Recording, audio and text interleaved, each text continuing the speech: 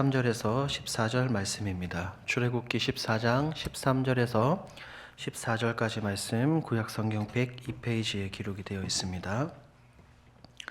출애굽기 14장 13절에서 14절까지 말씀 우리 한 목소리로 우리 함께 읽도록 하겠습니다. 모세가 백성에게 이르되 너희는 두려워하지 말고 가만히 서서 여호와께서 오늘 너희를 위하여 행하시는 구원을 보라. 너희가 오늘 본 애굽 사람을 영원히 다시 보지 아니하리라. 여호와께서 너희를 위하여 싸우시리니 너희는 가만히 있을지니라. 아멘. 출애굽기 14장 13절에서 14절까지 말씀을 가지고 홍해 앞에서라는 제목으로 함께 말씀을 나누고자 합니다. 지구상에 70억에 넘는 인구가 사람들이 살고 있죠. 그런데 그 모든 사람들이 하나님을 믿고 예수 그리스도를 믿지 않습니다. 대표적으로 불신자들이 교회에 나오지 않고 하나님을 믿지 않는 특별한 이유가 세 가지가 있습니다. 첫 번째, 천지 창조를 믿지 못합니다. 하나님께서 말씀으로 이 모든 것들을 이 세상을 만드셨다는 것을 인정하지 않고 진화론이나 빅뱅 이론을 믿죠. 두 번째는 예수님의 동정녀 탄생입니다. 어떻게 한 영혼이, 한 생명이 남자와 여자의 결합 없이 성령으로 잉태되느냐, 이것은 있을 수 없는 일이다 하면서 예수님의 동정녀 탄생을 믿지 않습니다. 세 번째로 믿지 못하는 것은 예수 그리스도의 부활이죠. 어떻게 사람이 죽었다가 다시 살아나고 그 살아난 사람이 다시 하늘로 올라갈 수 있느냐라고 반문을 하면서 믿지 못합니다. 그 외에도 이 세상 사람들은 이 성경에 나오는 내용들을 여러 가지 믿지 못하지만 그 중에 꼽을 수 있는 것 중에 하나가 바로 이 우리가 함께 읽었던 출애굽기 14장에 나오는 홍해 도화 사건입니다. 아니, 어떻게 하나님께서 바다를 가르고 그곳으로 사람들을 걷게 하셨을까? 사람들은 이해를 하지 못하는 겁니다. 그렇기 때문에 무신론자들 혹은 불신론자들 하나님의 존재를 인정하지 않고 예수 그리스도를 절대로 믿으려고 하지 않습니다. 우리가 오늘 함께 살펴볼 이 말씀은 우리의 삶 속에 깊이 적용할 수 있는 말씀입니다. 우리의 인생을 살아가면서 우리의 앞에 홍해와 같은, 때로는 골리앗과 같은 큰 문제가 있고 어려움이 닥칠 때 우리는 어떻게 반응해야 될까요? 모세와 같이 반응해야 될까요? 아니면 이스라엘 백성들 같이 반응해야 될까요? 오늘 말씀을 통해서 우리가 함께 깨닫고 은혜를 나누고자 합니다. 이 출애굽기는 창세기와 같이 하나님의 전능하심에 대해서 기록이 되어 있습니다. 전반부는 하나님의 전능하심에 대해서 기록이 되어 있고 후반부에는 이 전능하신 하나님 우리가 어떻게 경외하며 어떻게 영광을 올려드리며 어떻게 예배해야 되는지에 대한 그 모든 내용을 담고 있습니다. 우리나라는 굉장히 아픈 역사를 가지고 있죠. 1910년부터 우리 일제 식민지를 살았습니다. 그런데 놀랍게도 이스라엘 백성들은 이 36년이 아니라 무려 400년이 넘는 그 시간 동안 애굽이라는 나라에서 노예로 종살이를 하고 있었습니다.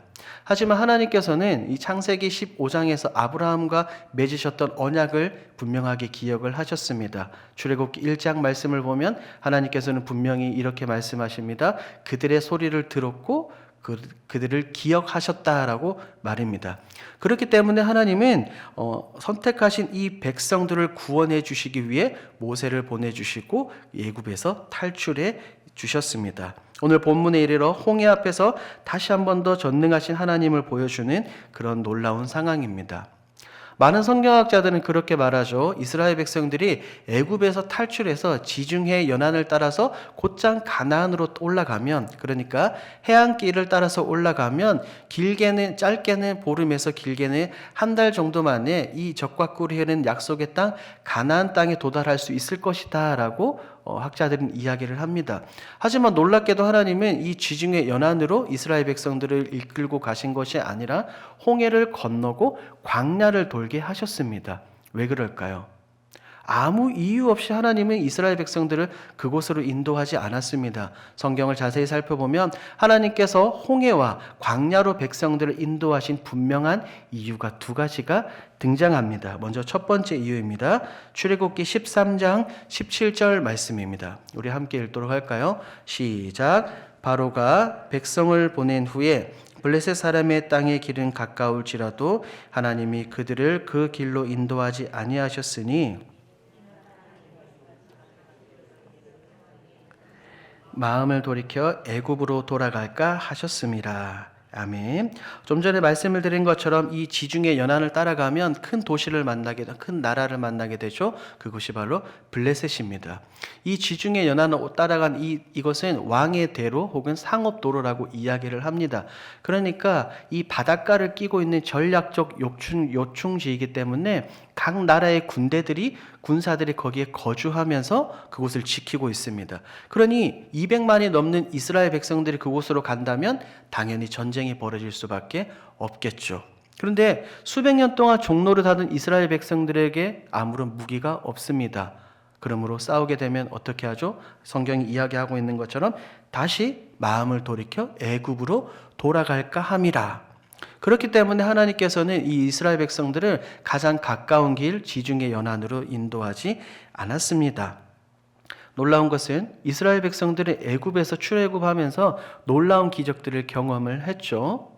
10가지 재앙을 몸소 경험했음에도 불구하고 어려움과 문제 앞에서 문제를 만날 때 다시 예전으로 돌아가고자 하는, 애굽으로 돌아가고자 하는 회귀 본능을 보이기도 합니다. 결국에 이것은 이들의 마음은 시간이 많이 지나고 나서 민수기를 보면 그 땅을 정탐하고 난 이후에도 백성들은 똑같이 이렇게 말합니다. 우리가 애굽으로 돌아가는 것이 낫지 아니하냐라고 말입니다. 이와 같은 모습을 보면 하나님께서 백성들을 이제 출애굽하자마자 북동쪽으로 이끌지 않으시고 내륙으로 인도하신 이유를 확실히 알 수 있습니다. 그리고 두 번째입니다. 이것은 하나님께서는 이 애굽 왕 바로와 그의 군대를 통해서 하나님께서는 영광을 취하시길 원하셨습니다. 그래서 4절을 보면 바로는 이스라엘 백성들이 출애굽하고 난 이후에 곧장 그의 군대를 이끌고 이스라엘 백성들을 쫓아옵니다. 여기서 너무나 중요한 것은 출애굽기 14장 7절입니다. 우리 7절 말씀 함께 읽도록 하겠습니다. 출애굽기 14장 7절입니다. 시작.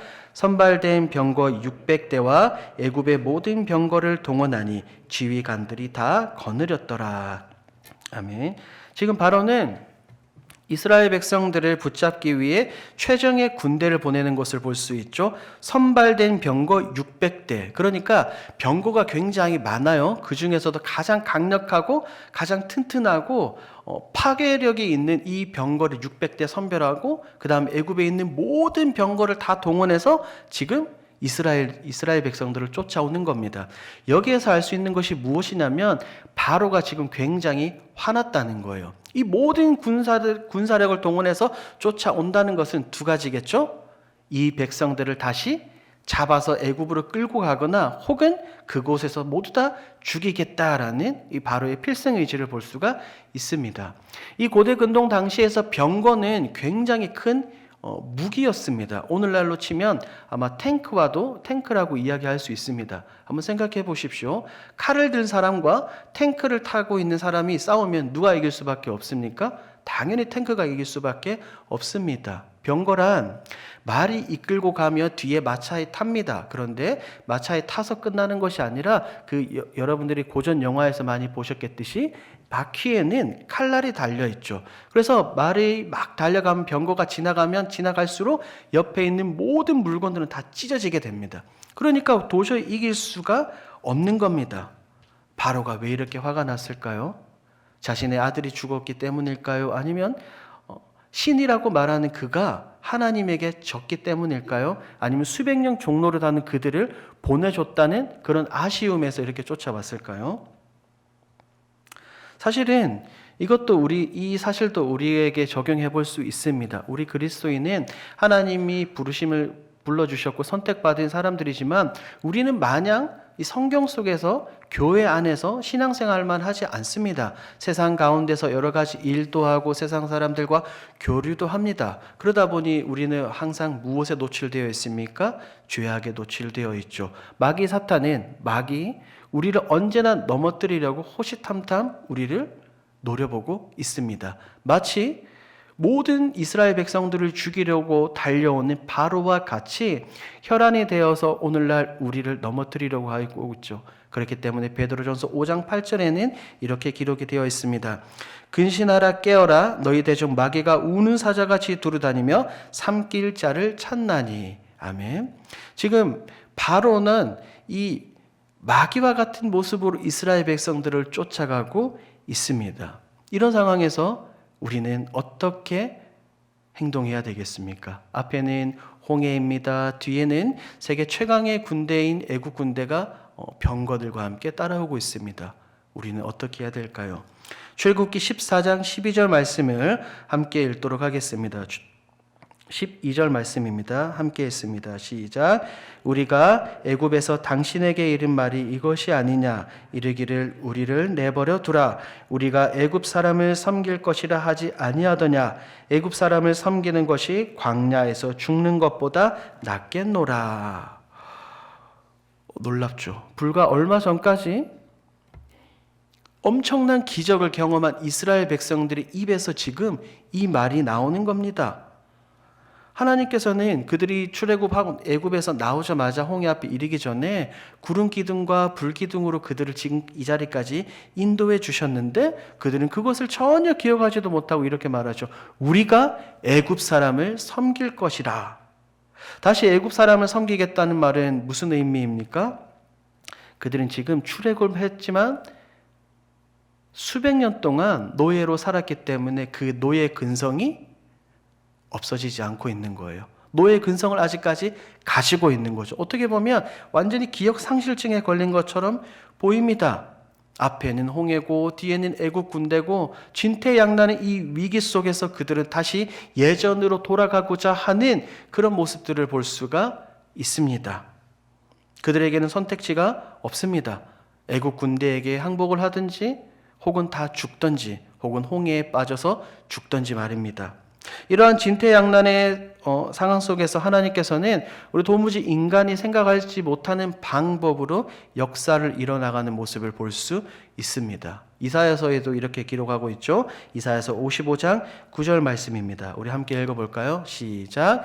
이는 하늘이 땅보다 높음같이 내 길은 너희의 길보다 높으며 내 생각은 너희의 생각보다 높음이니라. 아멘.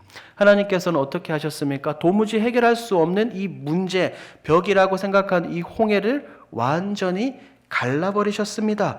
성경을 보면 분명하게 이야기합니다. 그 땅이, 그 바다가 마른 땅과 같이 드라이 랜드, 그곳을 지나가게 하셨습니다. 이런 놀라운 지혜와 이런 놀라운 역사와 은혜가 어디 있겠습니까? 이것은 우리를 향한 하나님의 마음도 똑같습니다.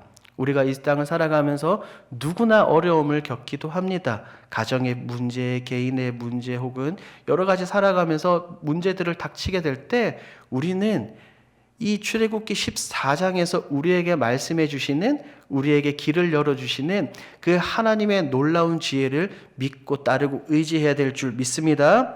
그렇기 때문에 하나님께서는 이렇게 말씀하시죠. 우리가 함께 읽었던 본문 13절과 14절입니다. 우리 함께 큰 목소리로 읽도록 하겠습니다. 시작. 모세가 백성에게 이르되 너희는 두려워하지 말고 가만히 서서 여호와께서 오늘 너희를 위하여 행하시는 구원을 보라. 너희가 본 애굽 사람을 영원히 다시 보지 아니하리라. 여호와께서 너희를 위하여 싸우시리니 너희는 가만히 있을지니라. 아멘. 지금 애굽 군대의 추격과 백성들의 원망, 그리고 어찌할 수 없는 이 홍해 앞에서 너무나 어려운 상황 가운데서 하나님은 이렇게 말씀하십니다. 이 13절과 14절까지 말씀을 보면 중요한 세 가지의 단서가 등장합니다. 첫 번째, 두려워하지 마라. 두 번째, 가만히 서서. 세 번째, 구원을 보라입니다. 다시 한 번 더, 두려워하지 말라, 가만히 서서, 구원을 보라입니다. 하나씩 살펴볼까요? 여기서 나오는 첫 번째 두려워하지 말라라는 이 정확한 히브리 원문의 의미는 이제 하나님께서 그곳에 간섭하시겠다, 개입하시겠다라는 의미입니다. 그러니까 모세는 이렇게 말하는 겁니다. 여러분 두려워하지 마십시오. 하나님께서 이제 일하실 것입니다 라고 모세가 백성들에게 선포합니다. 그리고 또한 두 번째 가만히 서서의 이 원 의미는 더 이상 홍해와 애굽 군대 앞에서 울부짖지 말고 원망하지 말고 회개 본능을 가지지 말고 조용하고 침묵하고 가만히 있으라는 것입니다. 10절 말씀을 보면 백성들은 애국 군대와 홍해 앞에서 그들은 곧장 두려워하며 울부짖는 모습을 볼 수 있습니다. 그리고 이어서 11절에서 모세를 원망하기 시작하죠. 모세를 원망하기 시작했다는 말은 모세 뒤에 있는 하나님을 똑같이 원망했다는 말입니다. 백성들은 틈만 나면은 불평, 불만을 터뜨립니다. 이 이스라엘 백성들의 모습이 어떻게 보면 때로는 저의 모습, 때로는 우리의 모습과도 같다고 생각합니다. 하나님께서는 맨날 말씀을 통해서 날마다 우리에게 말씀해 주시죠. 강하고 담대하라, 두려워하지 말라, 나를 의지하라, 나만 바라봐라 라고 말씀하시는데 우리는 어떻습니까? 맨날 우리의 삶 가운데 하나님만 바라보고 의지하는 것이 아니라 우리는 연약하기 때문에 세상을 바라봅니다. 나약한 내 모습을 바라보고 형편없는 때론 내 환경을 바라보며 좌절하고 낭망하고 실망하기도 합니다.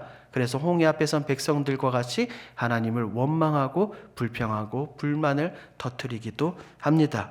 그러니까 하나님께서는 말씀하시는 거예요. 너희는 두려워하지 말고 눈앞에 있는 이 어려운 문제, 홍해와 애국 군대를 바라보지 말고 누구를 바라봐라? 나를 바라보라라고 하나님은 분명하게 말씀하십니다. 너희는 아무것도 하지 말고 그냥 가만히 서서 나를 바라봐라, 나를 믿어라 라고 말입니다. 감히 창조주이신 하나님께서, 이 모든 만물을 만드신 그 하나님께서 나 대신, 우리 대신에 싸워주시겠다는 겁니다. 할렐루야. 역대하 20장 15절 말씀을 보면 그 말씀을 기반으로 만든 찬양이 있죠.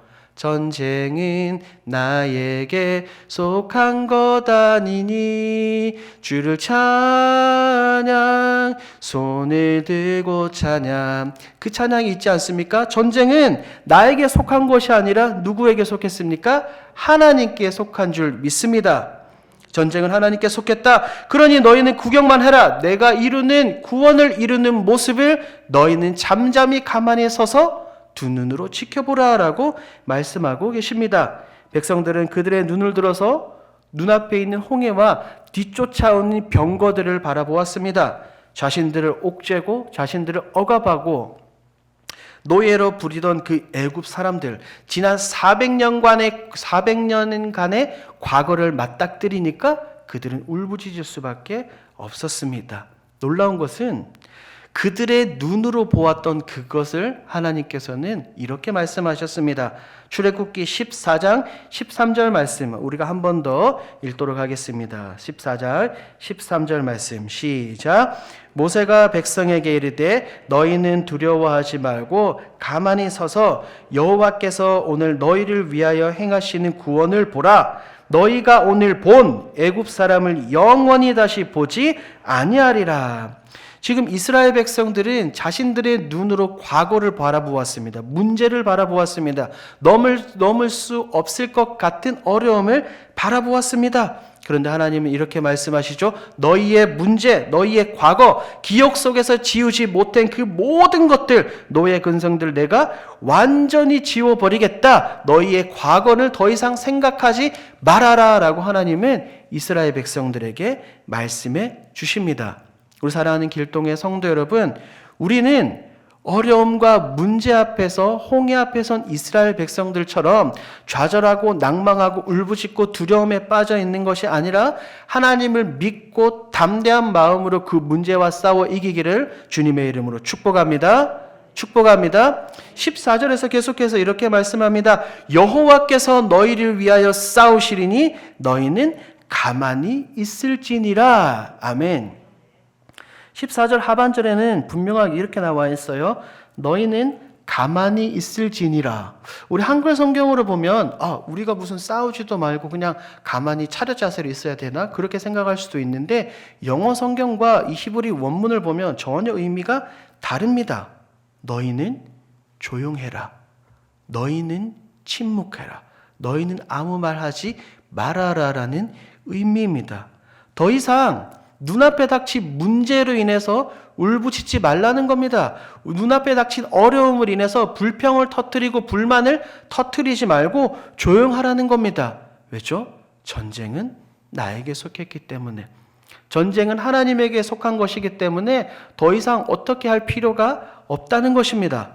우리 사랑하는 길동의 성도 여러분, 우리는 문제 앞에서 어떻게 해야 됩니까? 여러분들은 어떻게 하시겠습니까? 이스라엘 백성들처럼 두려움에 떨면서 울부짖겠습니까? 아니면 믿음의 주여 우리를 온전케 하시는 이인 하나님만 바라보고 의지하시겠습니까?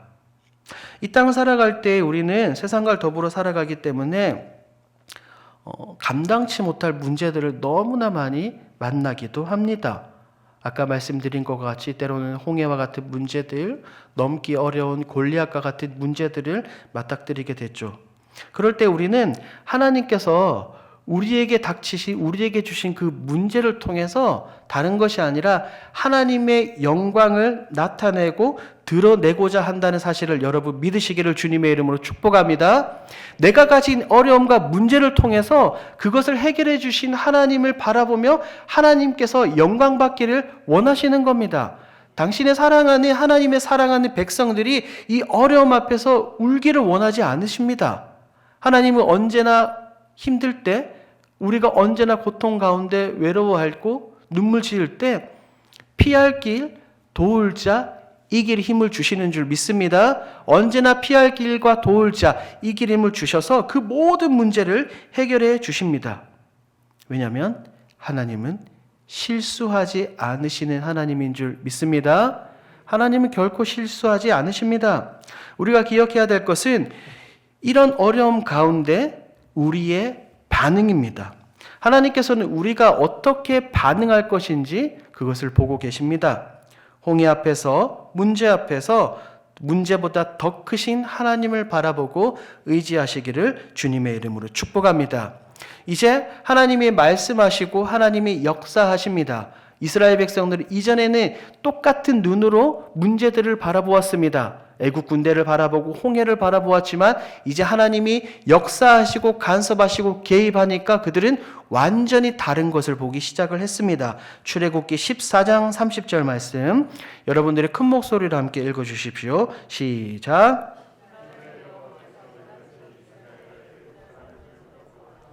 이스라엘이 바닷가에서 애굽 사람들이 죽어 있던 것을 보았더라. 이전에는 모든 병거를 끌고 오는 그 애굽 군대를 보았더라면 하나님의 역사하심 이후에는 애굽 사람이 죽어 있는 것을 보았더라. 할렐루야. 똑같은 눈으로 보았지만 하나님께서 간섭하시고 하나님께서 움직여 주시니 그 결과는 놀랍게도 달라졌습니다. 우리 사랑하는 길동의 성도 여러분, 다른 것이 아니라 믿음의 눈을 들어서 전능하신 하나님 한 분만을 바라보며 의지하시기를 주님의 이름으로 축복합니다. 나를 위해서 싸우시고 여러분들을 위해서 싸우시고 우리를 위해서 싸우시고 우리에게 구원의 감격과 기쁨을 허락해 주시는 그 전능하신 하나님 한 분만을 바라보고 의지하며 사랑하는 우리 사랑하는 길동의 모든 성도들이 되길 주님의 이름으로 축복합니다. 아멘. 이 시간 우리 마지막으로 13절과 14절 말씀 우리 함께 큰 목소리로 읽고 함께 기도하도록 하겠습니다. 13절과 14절 함께 읽도록 하겠습니다. 모세가 백성에게 이르되 너희는 두려워하지 말고 가만히 서서 여호와께서 오늘 너희를 위하여 행하시는 구원을 보라. 너희가 오늘 본 애굽 사람을 영원히 다시 보지 아니하리라. 여호와께서 너희를 위하여 싸우시리니 너희는 가만히 있을지니라. 아멘. 이 시간 함께 기도하겠습니다. 이 시간 함께 기도할 때 오늘 들은 말씀을 기억하시면서 기도하겠습니다. 우리는 너무나 연약하기 때문에 때로는 우리 앞에 닥친 어려움과 문제 앞에서 날마다 눈물 흘리고 좌절하고 낭망합니다. 때로는 더 나아가서 하나님을 원망하고 불평, 불만을 터뜨리기도 합니다. 하지만 중요한 것은 내가 아무것도 하지 않는다 하더라도 하나님께서 언제나 나의 뒤에서 역사하고 계시는 줄 믿습니다. 눈을 들어서 나의 연약함을 바라보는 것이 아니라 전능하신 하나님 한 분만을 바라보며 의지하게 해달라고 이 시간 다 같이 한번 주님의 이름을 부르짖고 자유롭게 기도하시다가 돌아가겠습니다. 기도하겠습니다. 주여! 하나님 아버지 감사합니다. 하나님 아버지 오늘 말씀을 통하여서 하나님 이 홍해 앞에서 우리가 어떻게 반응해야 되는지 깨닫게 해주시니 감사합니다. 하나님 나의 삶 가운데 아버지